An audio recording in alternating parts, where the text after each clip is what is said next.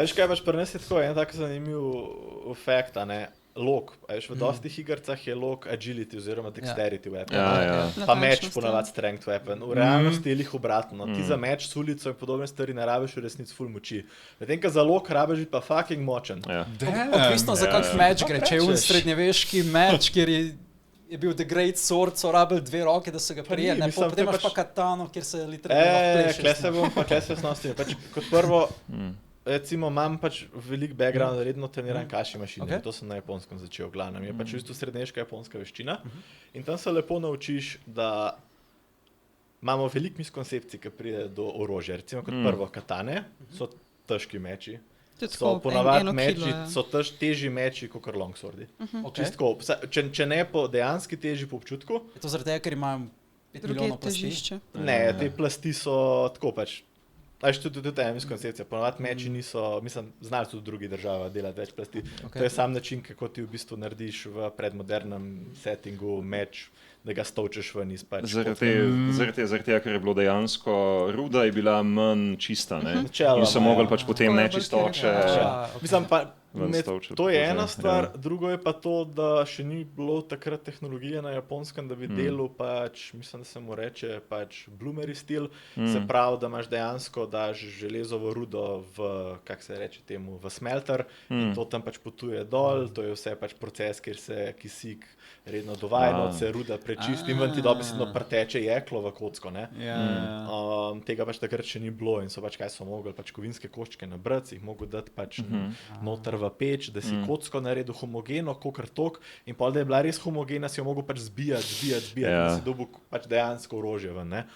In pač pri mečih je bilo zdaj tako, katane imajo ponavadi pač točko težišča višji kot longswordi. In so zaradi tega dejansko čisto po občutku težje kot longsword povprečen. Recimo tako, da bi sam pač z recimo evropskimi tehnikami, hemotehnikami pač katano uporabljal, ne bi jo toliko efektivno uporabljal. Če recimo Majerjev stil je ful podoben japonskim, recimo temu od Kašime, ki ga pač mi poznamo. Majerjev stil? Ja, zdaj bomo šli v take srednjeveške manuskripte, porabe mečev in tega, tako da gremo lahko na čiku mest. Toliko ima knjig doma o tem, da jih imam zaježe polovico. Ne, pa čisto je, pač ful sem v teh krogih aktiven, glavno, ampak ja, pač ti imaš v Evropi imaš tako imenovano hemo, historical European martial art, ne? Na japonskem imamo pa recimo, imaš ene par redkih stilov, ki dejansko izhajajo 14. stoletja in pač so malo bolj, kako bi temu rekel, realistični, kot razni kendo, Veliko raziskave je šlo v razvoj teh fakcij. In to se vse vidi zdaj noter v igri, hočeš reči, čisto vsako orožje je prav reprezentirano, da pride preizkušeno. Žiga je history buff, se pravi pač ve ogromno pač zgodovini, jaz nimam kapacitete si zapomniti toliko detajlov. Recimo. Tudi poleg tega je martial arts buff, se pravi pač poznamo tudi hemo, ampak predvsem pač japonske borilne veščine pa tako. Plus tega, da se ogromno časa zadržuje na YouTubeu in gleda videe o se pravi opremi, o armorju, o kovanju in tako naprej. In pač Škola gladiatorja. Ja, recimo in zato pač poznam, Kaj pa Shady Varsity? Shady Varsity, okej, samo Metatron. Krega. Pa Metatron tudi. Da sta tako malo iz konteksta vzameta stvari, pa pol doskrat tako. Ima nek svoj background in pol pač tist forsira, dokler samo sebi ne naredi pointa in pa si tako, but then, you know. Recimo, lih to so se mi dopogovarjali med sabo, ko smo pregovorili, da recimo katana je težja, če ne znaš pravilno uporabljati. To je zato, ker katana ima ta v bistvu circular motion, ki jo uporabljaš. Mislim, odvisno od stila, zdaj Kašima recimo recimo gledam za ta stil, no. Helikopter. Zelo, mislim, pa ne zelo, vse dela s krožnimi gidi in probaš pač iz enega zamaha in tudi drugega, ni tako, da bi skomovcev Star Wars, ko grejo v